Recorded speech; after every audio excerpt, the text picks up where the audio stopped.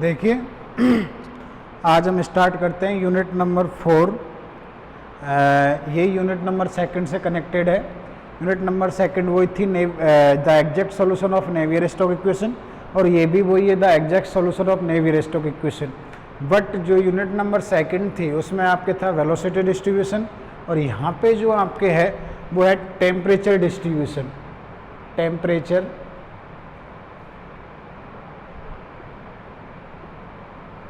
Distribution यहाँ पे आपके चलेगा, वो चलेगा, क्या चलेगा, temperature distribution.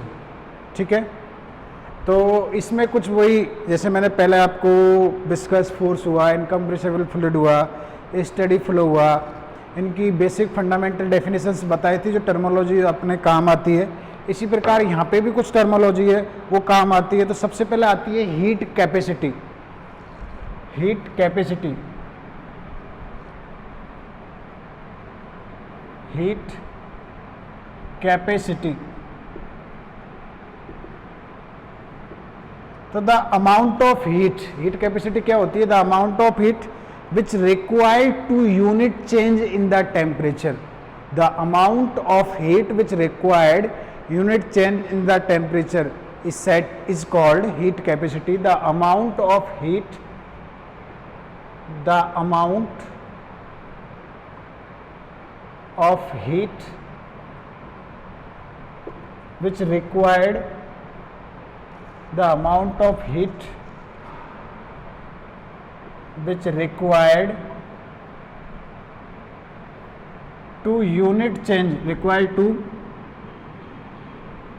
unit change in the temperature, in the temperature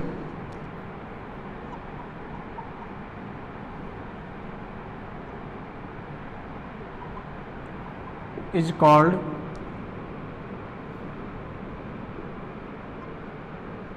heat capacity, ऊष्मा क्षमता। यानी अमाउंट ऑफ हीट, हीट की वो वाली मात्रा जो टेम्परेचर में किस यूनिट चेंज के लिए रिक्वायर्ड हो, यूनिट चेंज करने के लिए क्या हो, रिक्वायर्ड हो। If we consider mass of a object is 1 gram, example लें, if we consider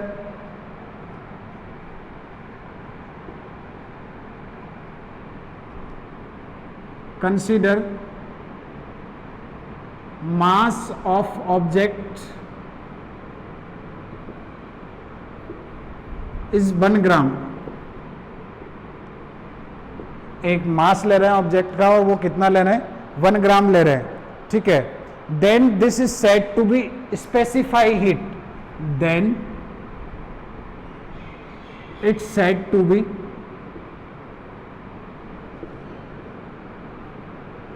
specify heat या स्पेसिफिक हीट।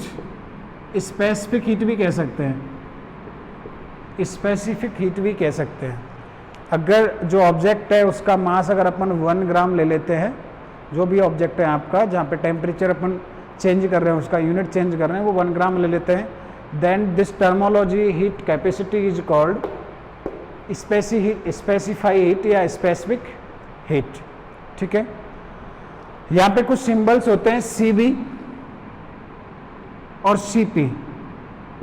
तो ये क्या होते हैं, Cb तो होती है heat capacity at constant volume,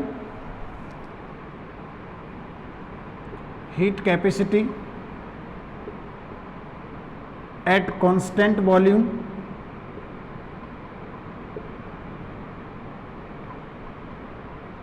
और ये होती है heat capacity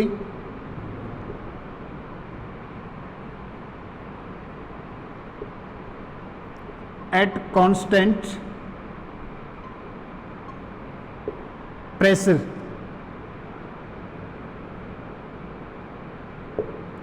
heat capacity at constant volume and heat capacity at constant क्या होता है, प्रेशर होता है।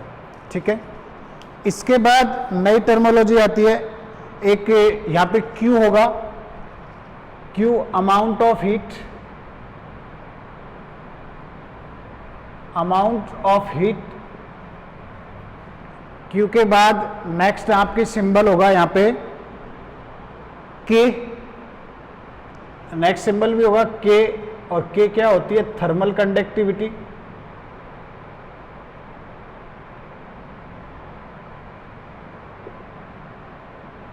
Thermal conductivity. इसके बाद जो नेक्स्ट डेफिनेशन आती है वो आती है थर्मल कंडक्टिविटी की डेफिनेशन आती है। तो नेक्स्ट है आपके थर्मल कंडक्टिविटी। तो इसको किस प्रकार डिफाइन करते हैं? देखो, the transfer of heat is proportional to difference of temperature, directly proportional to difference of the temperature and inversely proportional to their distance between, inversely proportional to distance between them। ठीक है, the transfer of heat होता है Q या small q is directly proportional to T1 minus क्या? T2। if the amount of heat या amount of heat तो Q हो गया, transfer of heat small q होता है is directly proportional to difference of temperature and inversely proportional to distance between them, inversely proportional to between them, distance between them, इन दोनों के बीच की क्या है? डिस्टेंस है। ठीक है, तो ये क्या हो गया? q is directly proportional to T1 minus T2 upon में क्या हो जाएगा? d हो जाएगा। तो इसको हटाएंगे अपन, तो एक नया कांस्टेंट ले लेंगे T1 माइनस T2 अपॉन में कितना? d। एक नया कांस्टेंट ले लिया अपन ने, T1 माइनस k कांस्टेंट ले लिया। ठीक है, तो इफ अब यहां से क्या हो, इसको अपन डेल्टा t लिख सकते हैं। तो q इक्वल टू क्या आ जाएगा? k into delta t upon में कितना आ जाएगा? d। तो if delta t equal to 1, यानी इन दोनों का डिफरेंस 1 हो और d इक्वल टू 1 और इन दोनों की डिस्टेंस भी क्या हो? 1। मैं डेफिनेशन दे रहा हूं थर्मल कंडक्टिविटी की। If delta T temperature between when two plates are situated at unit distance, दोनों के दोनों प्लेट है जिनका टेम्परेचर क्या है? T1 और T2 है, सिचुएटेड एट यूनिट डिस्टेंस यानी d इक्वल टू 1 है, and the difference of temperature of the plates is equal to 1 also. अगर टेम्परेचर भी इक्वल टू 1 है और दोनों के बीच की डिस्टेंस भी इक्वल टू 1 है, देन ये 1 हो गया और ये भी 1 हो गया, then the amount of heat is said to be या इज कॉल्ड क्या? Thermal conductivity. इसी को अपन क्या कहेंगे?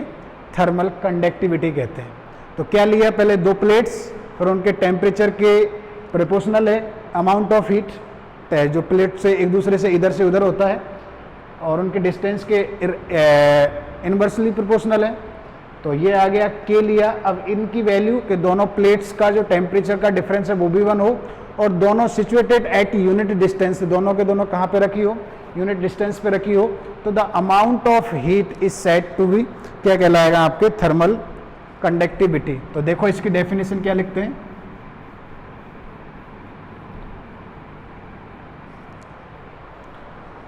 The transfer of heat between two plates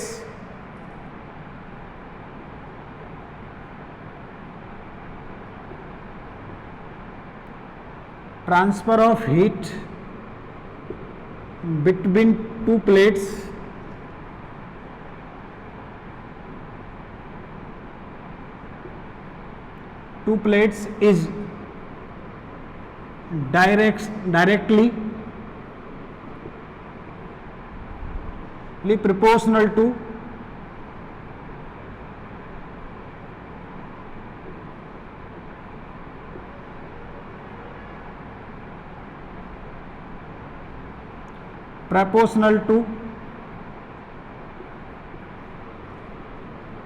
difference of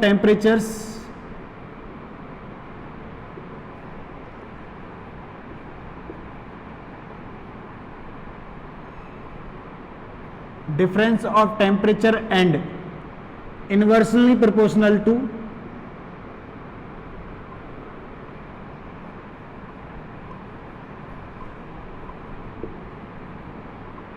inversely proportional to distance between them, inversely proportional to distance between them, यानी कि ऐसे दो प्लेट बना लो,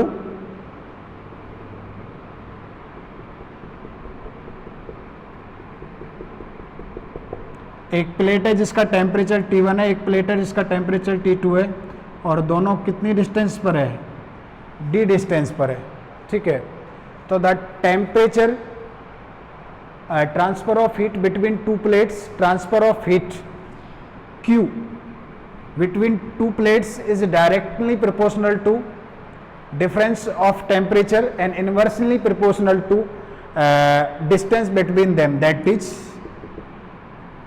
Q is directly proportional to T1 minus T2 and Q is inversely proportional to, तो ये मिला के दोनों को मिला के लिखें तो Q is proportional to T1 minus T2 divided by कितना आ गया, D, T1 minus T2 divided by कितना आ गया आपके, D आ गया। देखो आगे,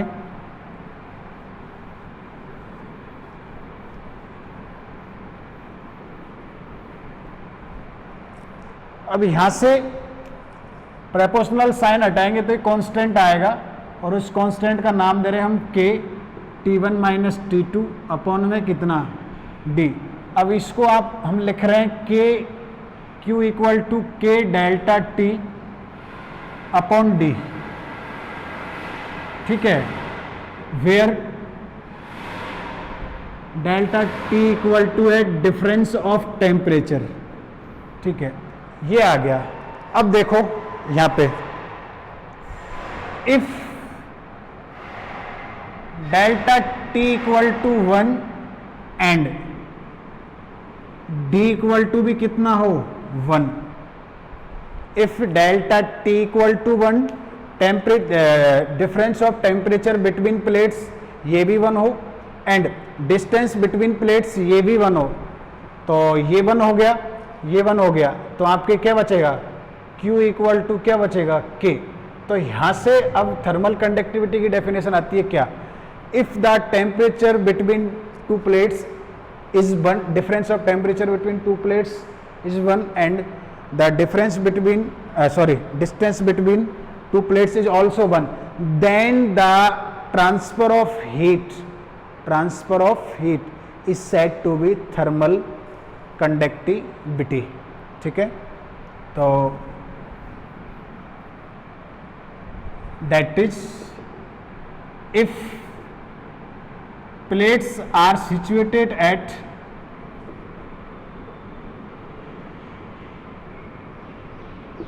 unit distance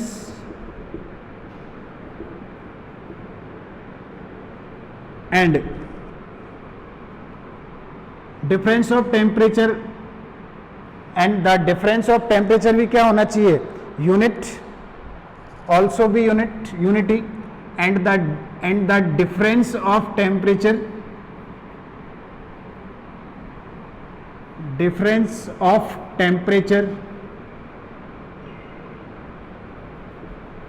is also be unity,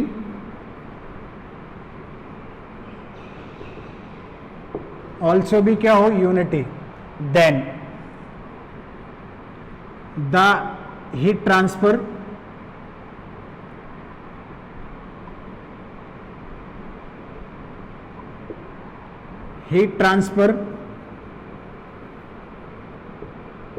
is said to be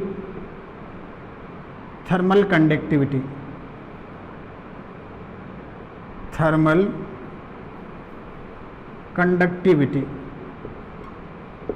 the amount of heat या transfer of heat, the heat transfer या transfer of heat is said to be क्या हो जाएगा, थर्मल कंडक्टिविटी की दोनों plate situated at unit distance and their temperature is also भी unity, ठीक है। तो ये आपके क्या कहलाएगा, थर्मल कंडक्टिविटी। नेक्स्ट है, thermal conductivity is not depend on constant for any object. थर्मल conductivity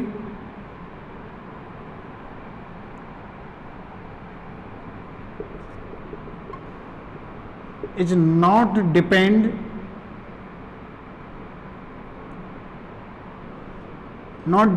on any, not depend on a constant for any object, not depend on any constant,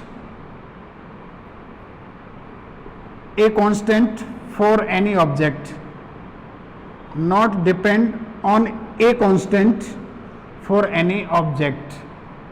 जो थर्मल कंडक्टिविटी है ये किसी constant पे depend नहीं करती है, it depend on temperature on any object is depend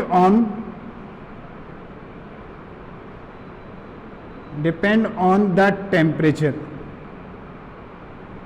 ये जो है आपका किस पे डिपेंड करती है, टेम्परेचर पे डिपेंड करती है, किसी कांस्टेंट पे क्या नहीं करती, डिपेंड नहीं करती।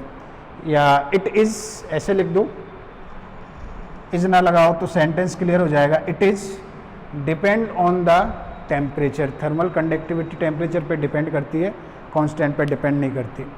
इसके बाद आता है डिसिपेसिव फंक्शन, जो हमारे बार बार काम में आएगा आगे।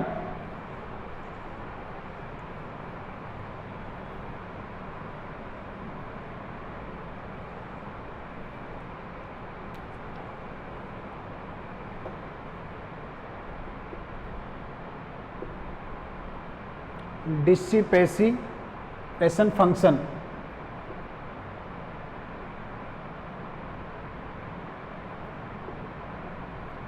डिसिपेसिव फंक्शन होता है फाई, जो आपके यूनिट नंबर फर्स्ट में equation of continuity, equation of energy, equation of continuity अपन ने देख ली।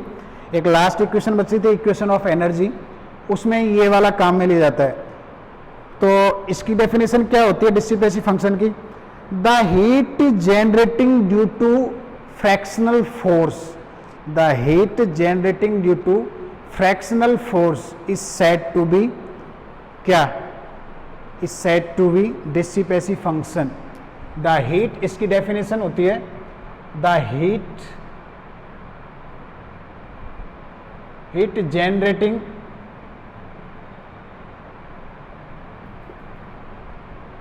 due to fractional force,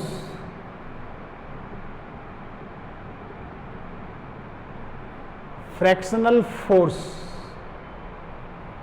force के दौरान जो हीट जनरेट होती है due to fractional force is said to be dissipative function.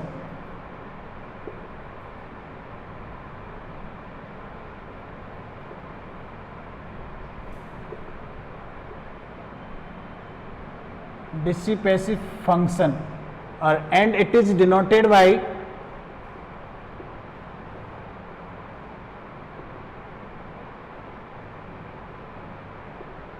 Phi. इसको हम किससे डिनोट करेंगे? फाई से डिनोट करेंगे, ठीक है। इसके बाद अपन का मेन टॉपिक ही वही आता है जो टॉपिक अपन ने यूनिट नंबर सेकंड में पढ़े थे, the flow between and two parallel plates velocity distribution के लिए। फिर उसके वही 3 केस थे। कौन कौन से केस थे? 3, plane Couette flow, plane generalise flow, plane Poiseuille flow. फिर अपन ने flow in long circular pipe पढ़ा था, फिर flow in two rotating cylinder पढ़ा था, फिर flow in uniform cross section पढ़ा था। तो वो सारे टॉपिक तो यहाँ पे कॉमन है। वहाँ पे वेलोसिटी डिस्ट्रीब्यूशन के लिए थे, यहाँ पे किसके लिए? टेम्परेचर डिस्ट्रीब्यूशन के। तो सबसे पहला टॉपिक ही अपन का flow between two parallel plates.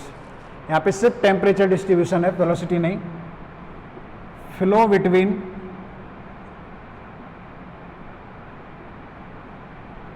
To parallel plates,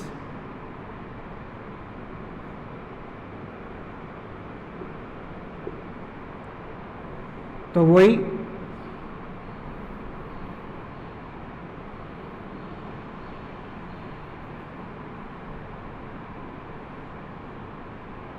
x, Y और जेड। एक प्लेट तो अपन ने यहाँ पे रख दी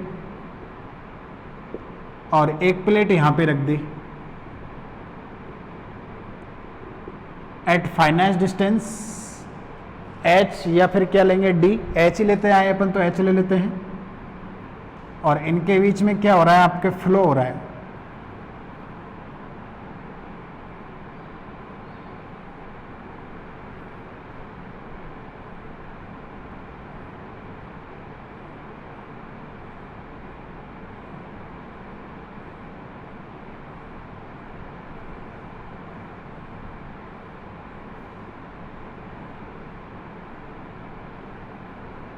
ये ओरिजिन, इधर वेलोसिटी u लेंगे, इधर वेलोसिटी v लेंगे, और इधर वेलोसिटी क्या होगी w।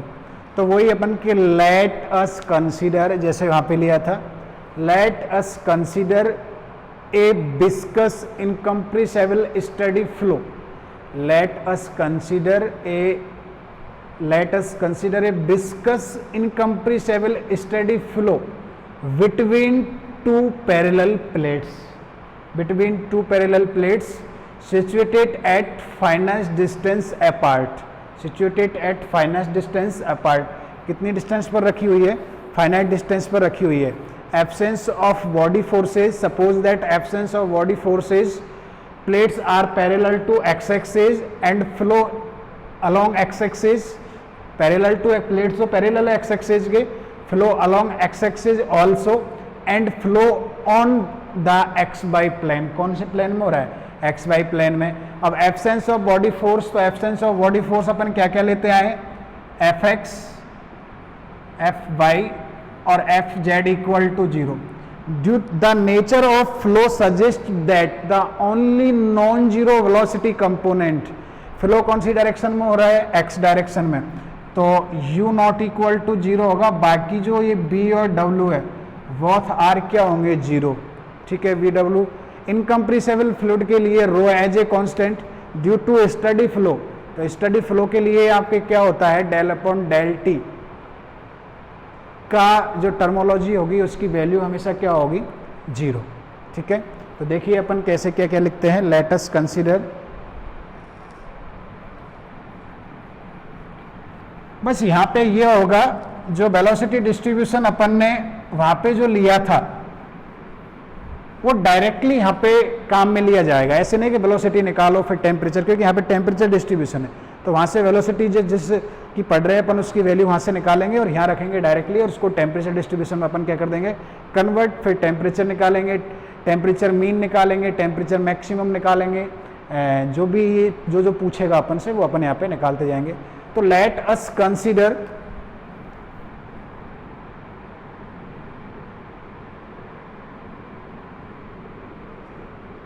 let us consider a viscous incompressible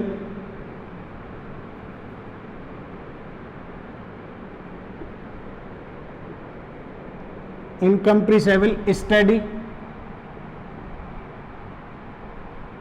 flow या फ्लूइड, फ्लो ऑफ फ्लूइड कर दो,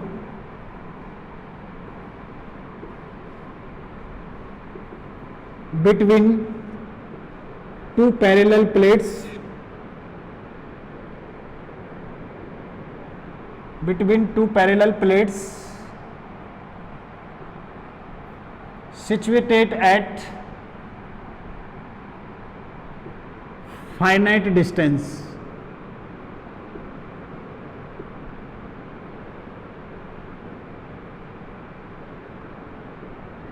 apart, सिचुएटेड एट कितनी डिस्टेंस पर रखी हुई है, फाइनाइट डिस्टेंस, h क्या है, फाइनाइट डिस्टेंस पर है, ठीक है।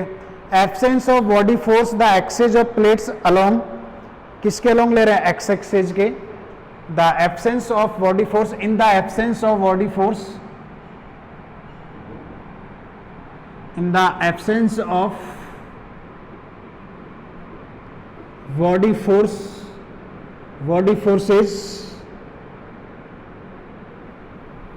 the axis of plates along body forces, that is fx, fy, fz equal to क्या 0। the axis of plate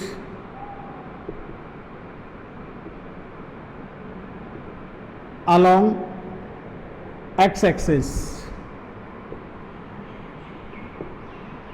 access of जो प्लेट्स है अपन ने वो अलोंग किसके ले ली, एक्स एक्सिस के ले लिए, and z axis vertical to the plane, x axis in the x y plane, और कौन से प्लेन में है, एक्स वाई प्लेन में, and z axis perpendicular to the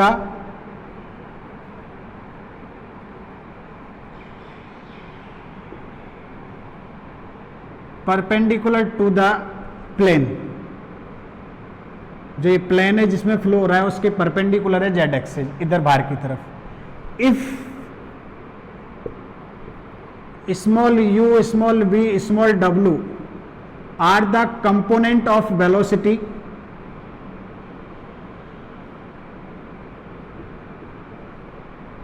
component of the velocity along coordinate axis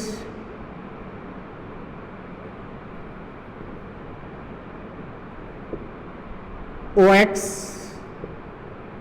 OY and OZ respectively। मान लिया u, v, w velocity components है along coordinate axis, since the flow of fluid only in the x direction, the flow of fluid only in the कौन सी direction में है, x direction में, so only the non-zero component of velocity is u and other v and w will be zero। ठीक है, since the flow of fluid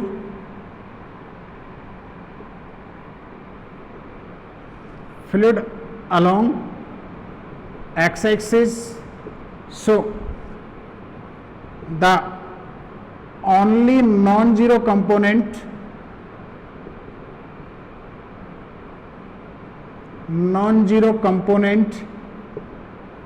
of velocity is u, that is u not equal to 0 and b और w both 0 होंगे यहाँ। ठीक है, then देखो अब z तो परपेंडिकुलर है ही, फ्लो कौन से प्लेन में हो रहा है, एक्स वाई प्लेन में, तो वही पिछले की तरह u is also function of X and Y, u is function of X and Y. अब यहाँ पे प्रेशर है नहीं, टेम्परेचर होगा, तो temperature T is also function of क्या, X and Y, due to steady flow.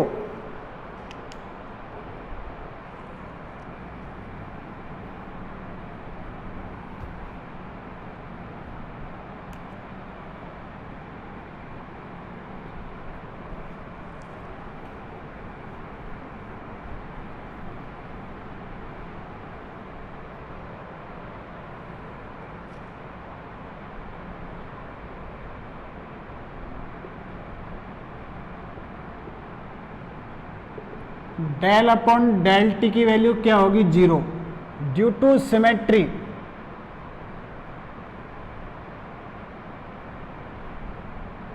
Symmetry del upon del Z की value भी क्या होगी, 0, क्योंकि जेड जो है इसके परपेंडिकुलर है, जिसमें फ्लो हो रहा है उसके क्या है, परपेंडिकुलर है। ठीक है, तो अपन वही लेके चलेंगे, 2 डायमेंशनल फ्लो है, from equation of continuity,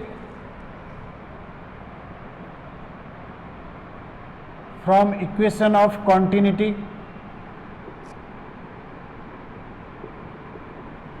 we have, क्या होती है इनकम्प्रेसिबल विस्कस फ्लूइड के लिए क्या होती है, del u del x del v del y del डब्ल्यू डेल जेड इक्वल टू क्या होती है, 0। देखो बी एंड डब्ल्यू आर ऑलवेज 0, तो ये भी 0 हो जाएगा पूरा टर्म, और ये भी पूरा टर्म क्या हो जाएगा, 0। तो यहां से क्या निकल के आएगा, del u del x equal to 0 and their higher derivative is always zero, equation number 1। अब ये जीरो, इसका मतलब क्या है? This implies that u is not a function of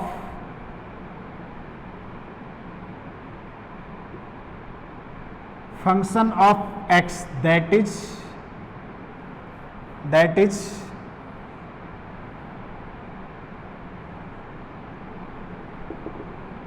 u is independent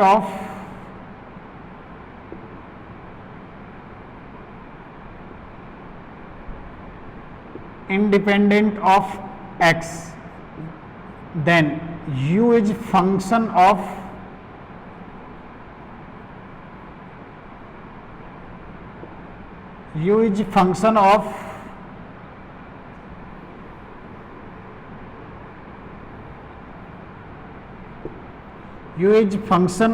y only, यानी कि u आपके function रह गया किसका? केवल y का। तो इसके जो भी पार्शियल डेरिवेटिव होंगे, जितने भी ऑर्डर के होंगे, वो किस में चेंज हो जाएंगे? du अपॉन किस में चेंज हो जाएंगे? dy में। पॉइंट नंबर 2, ठीक है। अब अपन ने जब वेलोसिटी डिस्ट्रीब्यूशन निकाला था तो अगेन अपन ने कंसीडर किया था equation of motion, but here does not consider any equation of motion, here we consider equation of energy. Equation of क्या करेंगे? Energy. If the plates are kept constant temperature, एक ये भी ध्यान रखना है यहाँ पे, if the plates are kept constant temperature, यहाँ पे तो दोनों का फंक्शन था,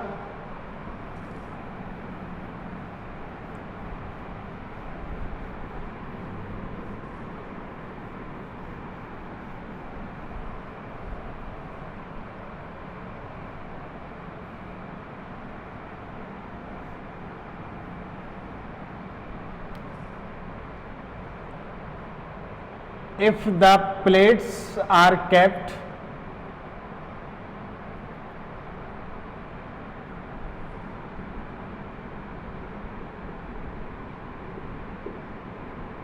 at constant temperature,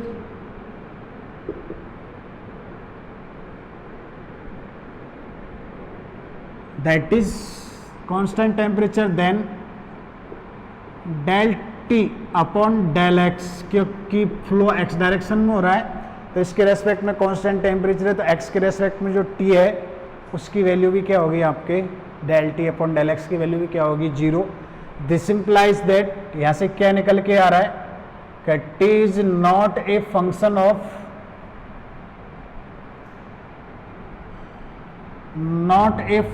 of x, यानी एक्स का फंक्शन नहीं है। That is t is independent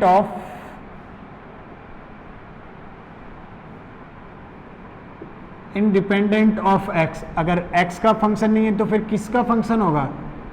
t is only function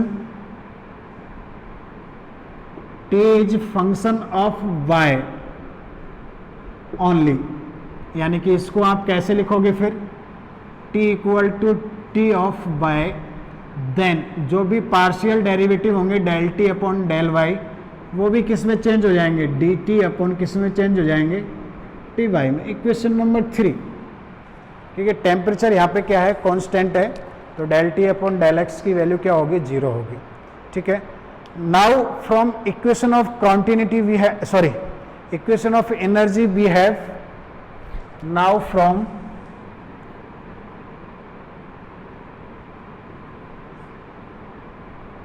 equation of energy,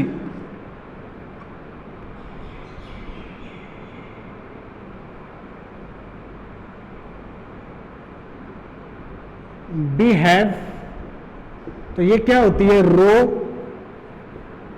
D T upon D T, इसमें वेलोसिटी नहीं आता, इसमें टेम्परेचर आता है। D T upon D T equal to del Q, amount of heat, del T plus में होता है K thermal conductivity, del square T plus dissipative function phi, the heat generating due to fractional force, heat thermal conductivity K, temperature between unity and distance unity, then heat transfer आपके thermal conductivity था, और amount of heat Q है, ठीक है। तो ये वाली होती है इक्वेशन ऑफ एनर्जी, वेयर क्या क्या है देखो। अब इसको d/dt रख दो, वेयर d/dt मटेरियल डेरिवेटिव हो गया आपके del/del plus u del/del x plus v del/del y plus w del/ कितना हो जाएगा del z, ठीक है। डेल स्क्वायर का मतलब कितना है,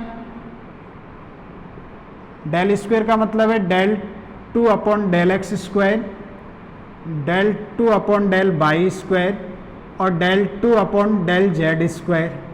एंड डिसिपेसी फंक्शन फाई का मतलब क्या है, फाई की वैल्यू देखो 2 mu into del u/del x का whole square plus del u/del y का whole, sorry del v/del y का होल स्क्वायर और del w/del z का होल स्क्वायर। ये तो आता है ट्यूमो के मल्टीप्लाई में।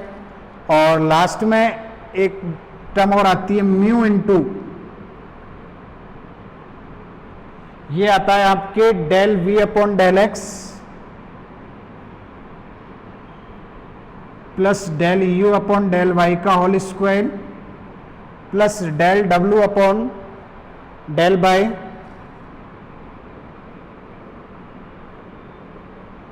और del v/del z का होल स्क्वायर प्लस एक टर्म और होती है del u/del z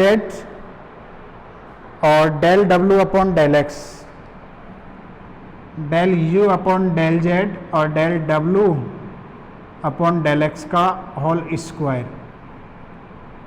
ये होता है डिसिपेसी function.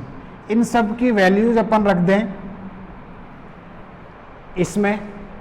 Equation number 4,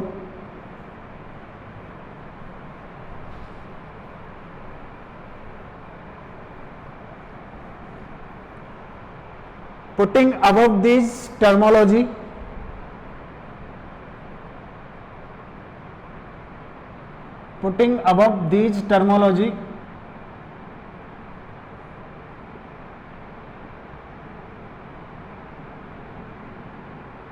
in equation number 4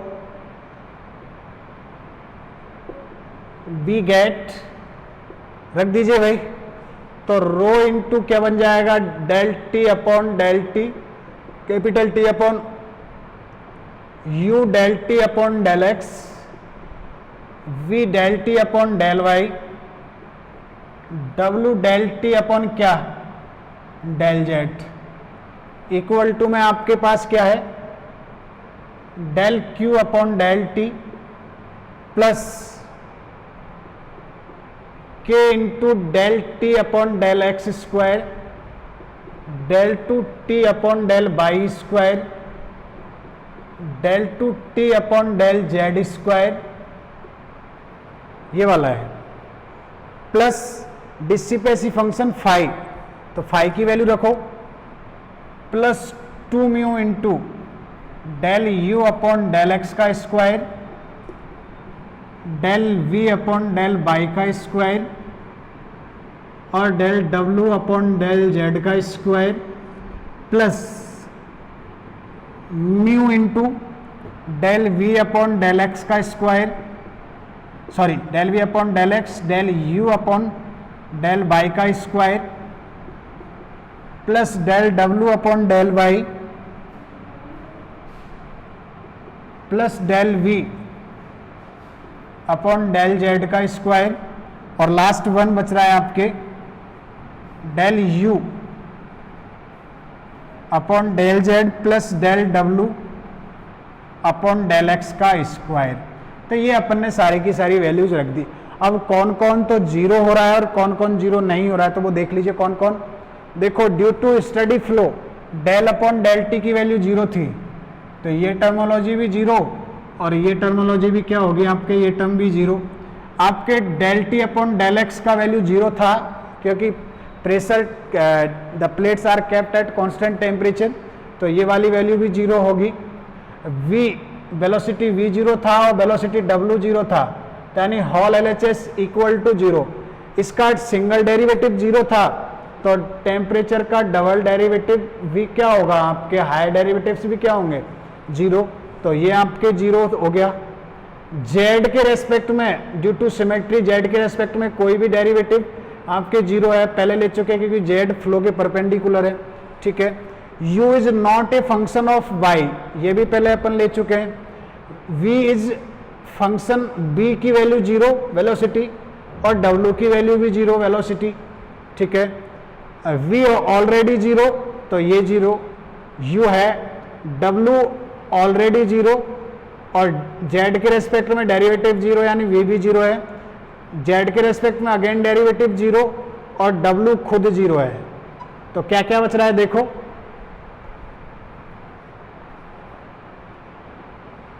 क्या क्या बचेगा अपन के, एक तो बचेगा k del two t upon del y square और दूसरा बचेगा म्यू डेल u अपॉन कितना, डेल y।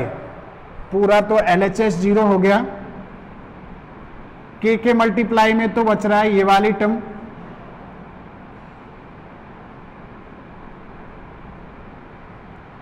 प्लस यहां बच रहा है mu into del u upon del y का क्या, होल स्क्वायर। इसको इधर ले आइए तो ट्रांसफर करेंगे तो del two t upon del y square equal to minus में mu upon k del u upon कितना, del y square. Equation number 5 या 5 अभी मत रखो, जो पार्शियल डेरिवेटिव थे ऊपर वो किस में चेंज हो जाएंगे, टोटल डेरिवेटिव में।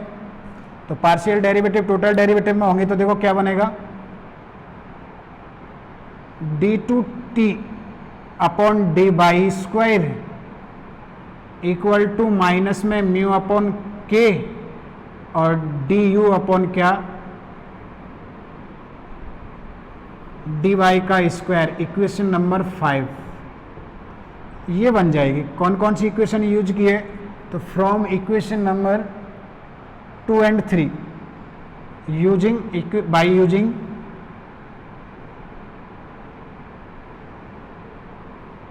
टू एंड थ्री, कौन कौन यूज किया, 2 and 3, ठीक है। तो ये आपके आ गया, इक्वेशन आ गया। LHS में आपके टेम्परेचर आ रहे हैं और RHS में क्या आ रहा है, आपके वेलोसिटी आ रहा है। तो अब अपन, मैंने जैसे बताया था पहले, क्या करेंगे, जो भी अब इसके केस पढ़ेंगे वो अपन plane Poiseuille flow, generalize plane Couette flow या प्लेन क्यूटी फ्लो जो भी पढ़ेंगे, उससे क्या करेंगे, वहाँ से जो डिस्ट्रीब्यूशन में वेलोसिटी थी, जैसे कि प्लेन क्यूटी फ्लो में वेलोसिटी की वैल्यू थी small u equal to Y upon H into capital U, ये लीनियर था। दूसरी वैल्यू थी small u equal to U maximum 1 minus Y square upon B square second वाले में, और लास्ट वाले में था small u equal to capital u upon H into Y plus capital p into U 1 minus Y square upon कितना था, h square, जहाँ पे कैपिटल P था नॉन डायमेंशनल प्रेशर, ये था u P upon 2 mu del P upon del x, non dimensional pressure था। तो इनकी वैल्यू अपन यहाँ पे रखते जाएंगे और 1 by 1 केस पढ़ते जाएंगे। तो now we will calculate temperature distribution for the 3 following cases. Now we will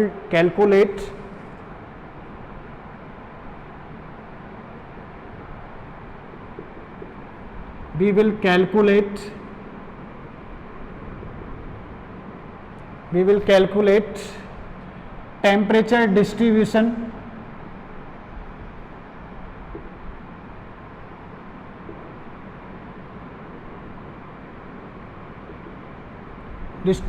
following 3 cases.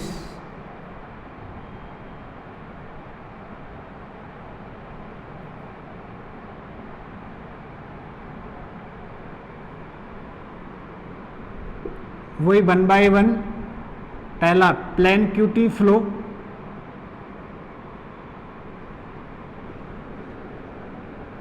दूसरा प्लेन पॉइजन फ्लो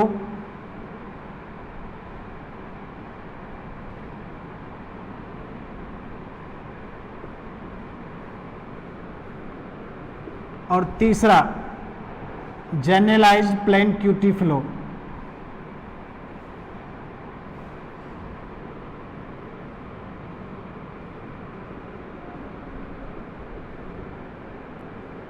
तो लेट अस कंसीडर फर्स्ट, पहला कौन सा लेके चलेंगे अभी हम लोग प्लेन क्यूटी फ्लो।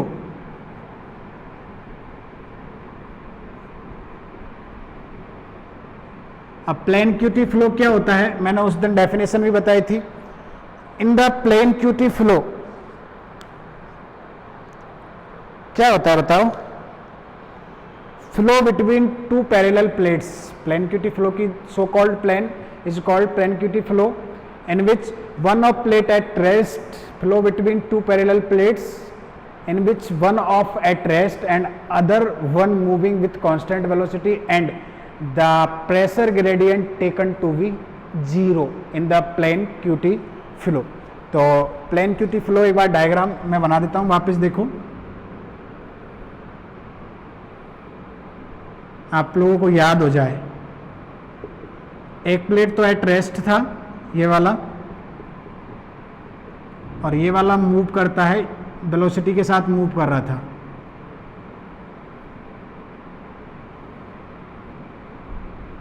और इनके बीच में अपन के क्या हो रहा था? फ्लो।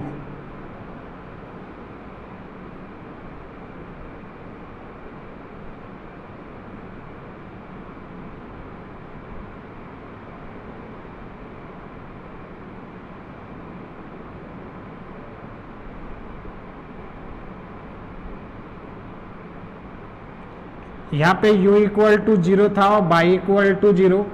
यहाँ पे u equal to capital U था और y इक्वल टू क्या था? h, क्योंकि कितनी डिस्टेंस पर रखी हुई थी? h डिस्टेंस पर। ये था प्लेन क्यूटी फ्लो। यहाँ पे डेफिनेशन नहीं लिखेंगे क्योंकि अपन पहले पढ़ चुके हैं। तो the so called plane is called plane Couette flow in which flow between two parallel plates, one of plate at rest and other one moving with uniform velocity, ठीक है, and the temperature gradient taken to be 0।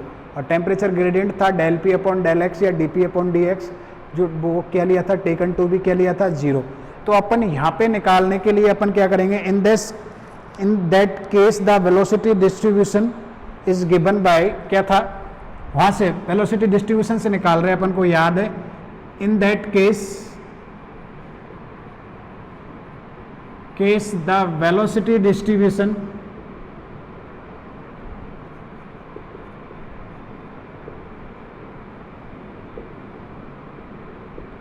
Is given by, और अगर जैसे आप लोगों को याद नहीं होता है तो आप लोग वहाँ जाके निकाल सकते हो, बाई चांस अगर भूल जाते हो तो निकाल भी सकते हैं, तरीका अपन को पहले पता था ही।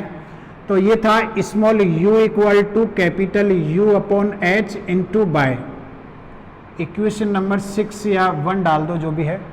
तो ये वैल्यू अपन कहाँ पे रख देंगे? उसमें रखो। तो du अपॉन dy की वैल्यू कितनी आ जाएगी? यहाँ पे देखो, du अपॉन dy की वैल्यू कितनी आ जाएगी? u upon h, equation number, इस पूरे को 6 डाल दो। Now from 5 and 6, from equation 5 and 6 we have, क्या आएगा देखो, d2t upon d y square equal to minus में म्यू अपॉन के और u अपॉन एच का क्या? Whole square.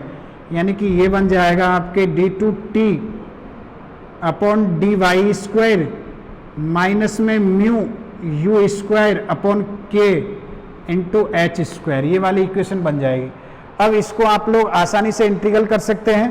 तो इंटीग्रल करेंगे तो क्या क्या आएगा देखो, फर्स्ट बार बाई, क्योंकि इधर तो कांस्टेंट है उधर y का फंक्शन है, तो ऑन इंटीग्रेटिंग, इंटीग्रेट करो, ऑन इंटीग्रेटिंग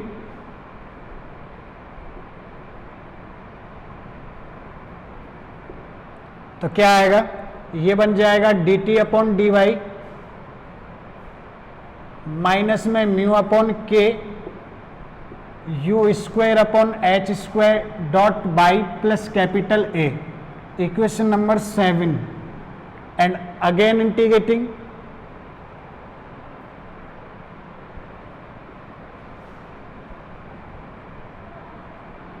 तो ये आएगा T equal to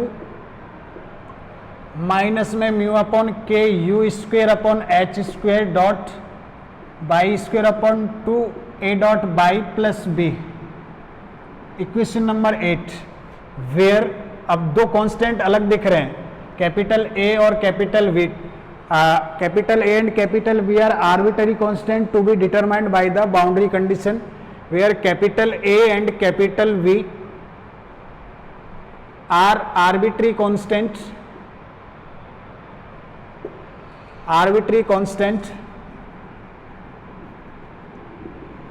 to be determined by the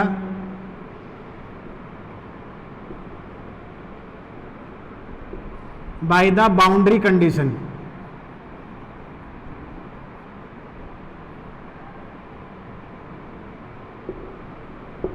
To be determined by the किसके द्वारा निकालेंगे? Boundary condition.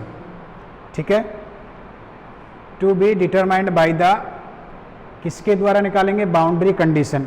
अब बाउंड्री कंडीशन क्या है? तो अब यहाँ पे केस बनेंगे, case first, case second, case third. If plates are kept at difference temperature, plates at kept, यहाँ पे केस फर्स्ट बनेगा। इफ प्लेट्स आर केप्ट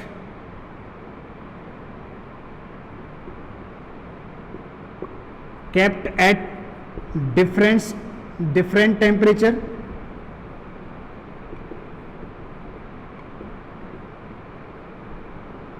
पहले वाला होगा प्लेट्स को डिफरेंट टेम्परेचर पे लिखें, different temperature and the boundary condition, different temperature then the boundary conditions are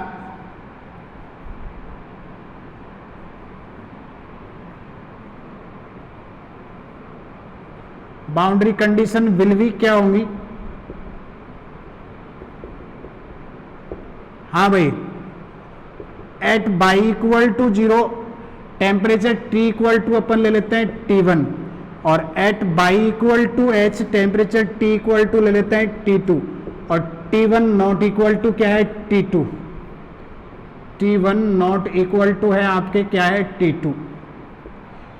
ये आपके क्या है? नॉट इक्वल टू, क्योंकि डिफरेंट टेम्परेचर पे ले रहे हैं। तो अपन को पता है ये वैल्यूज रखेंगे, कैपिटल ए की वैल्यू निकालेंगे, कैपिटल बी की वैल्यू निकालेंगे, वापस रखेंगे उसमें, फिर अपन टेम्परेचर डिस्ट्रीब्यूशन निकालेंगे, जो अपन करेंगे नेक्स्ट वाले लेक्चर में। ठीक है।